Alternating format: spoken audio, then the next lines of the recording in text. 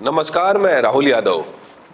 अब ये बात खुलकर सामने आ गई है कि सुप्रीम कोर्ट नरेंद्र मोदी की सरकार के हिसाब से चल रहा है और इस बात का सबूत खुद सुप्रीम कोर्ट से बाहर आया है। देख लीजिए सुप्रीम कोर्ट का ये बयान अशोक चिन्ह वाले निशान के साथ। इसमें क्या लिखा है इस पर तो आएंगे, लेकिन इसके पहले जरा इंडियन एक्सप्रेस की हेडलाइन देख लीजिए। Supreme court collegium admits its decision, a जज changed after government sought it. यानी हिंदी में अगर इसका अनुवाद करें तो कुछ यूं बनेगा, सुप्रीम कोर्ट कोलेजियम ने माना, कबूल किया कि सरकार के आग्रह पर जज को लेकर बदला फैसला। समझ रहे हैं आप? आपको लगता होगा कि जजों की नियुक्ति, तरक्की और तबादला सुप्रीम कोर्ट के सबसे बड़े मिलोड लोग करते हैं। जी नहीं, ये आधा सच है। पूरा सच ये है कि सुप्रीम कोर्ट का कोलेजियम इसके बारे में क्या फैसला करेगा, ये मोदी सरकार के फरमान से तय होता है, जिसे सभ्य भाषा में अनुरोध कहा जाता है। सोचने वाली बात यह है कि जो सरकार खुलेआम ये तय कर रही है कि कौन सा जज कहां जाएगा और कहां नहीं होगा, वो क्या फैसलों को अपने हिसाब से नहीं लिखवाती होगी? और इससे भी आगे का सवाल, क्या नहीं लिखवाया होगा, इसकी गारंटी कौन लेने वाला है? न्याय प्रणाली में आम जन के विश्वास को तार तार कर दिया गया है। आपको बता दें कि 25 अगस्त को, यानी कोई 1.5 महीने पहले, सुप्रीम कोर्ट के कोलेजियम ने मध्य प्रदेश हाई कोर्ट के जस्टिस अतुल श्रीधरन का ट्रांसफर छत्तीसगढ़ हाई कोर्ट में करने की सिफारिश की थी।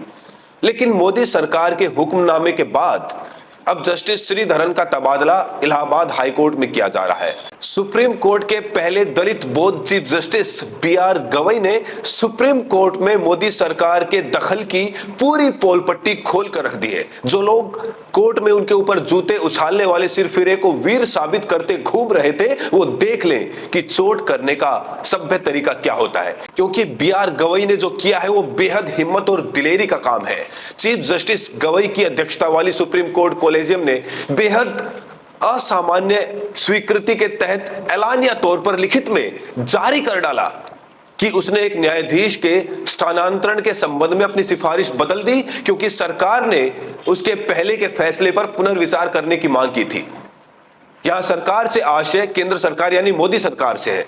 अब इसे लेकर जरा सुप्रीम कोर्ट कोलेजियम का लिखित बयान देख लीजिए। सुप्रीम कोर्ट कोलेजियम ने 14 अक्टूबर 2025 को आयोजित अपनी बैठक में सरकार द्वारा पुनर्विचार के अनुरोध पर यह सिफारिश करने का संकल्प लिया है कि मध्य प्रदेश उच्च न्यायालय की न्यायाधीश न्यायमूर्ति अतुल श्रीधरन को छत्तीसगढ़ उच्च न्यायालय की बजाय इलाहाबाद उच्च न्यायालय में स्थानांतरित किया जाए, उनका ट्रांसफर किया जाए। हालांकि कोलेजियम ने पहले भी जजों के ट्रांसफर के कुछ निर्णय पर पुनर्विचार किया है, लेकिन बाकायदा बयान जारी करके यह स्पष्ट करना बेहद असामान्य घटना है कि सरकार ने पुनर्विचार की मांग की थी और इसीलिए हमें अपना फैसला बदलना पड़ा। इससे यह बात बिल्कुल साफ हो गई है कि मोदी सरकार सुप्रीम कोर्ट को नचा रही है और सुप्रीम कोर्ट के भीतर इतनी हिम्मत नहीं बची है कि वो अपनी स्वायत्तता को बचाने के लिए उसे दरकिनार कर सके। अब सवाल है कि किसी भी सरकार की जजों की पोस्टिंग और तबादले में क्या दिलचस्पी हो सकती है, सिवाय इसके कि वो न्याय की पूरी प्रक्रिया को ही पटरी से उतारना चाहती हो। इसको जरा समझिए। अगर जस्टिस अतुल श्रीधरन का छत्तीसगढ़ हाई कोर्ट में तबादला हो जाता तो वो वहां चीफ जस्टिस के बाद दूसरे सबसे सीनियर जज होते। मतलब हाई कोर्ट के हर बड़े प्रशासनिक फैसले में उनकी भूमिका होती। आप जानते ही हैं कि छत्तीसगढ़ में अडानी किस तरह से साम्राज्य का विस्तार कर रहा है। दोनों हाथों से उनके ऊपर जल जंगल जमीन लुटाई जा रही है, आदिवासियों पर जुल्म ढाए जा रहे हैं, हसदेव और अन्य को लेकर लगातार विरोध हो रहा है और इन सब में हाई कोर्ट की भूमिका बहुत बड़ी हो सकती थी।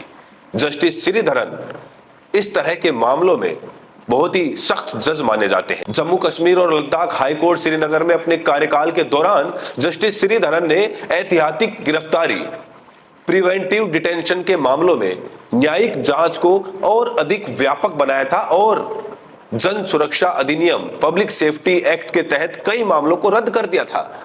इससे वो सरकार की आंखों में खटक रहे थे।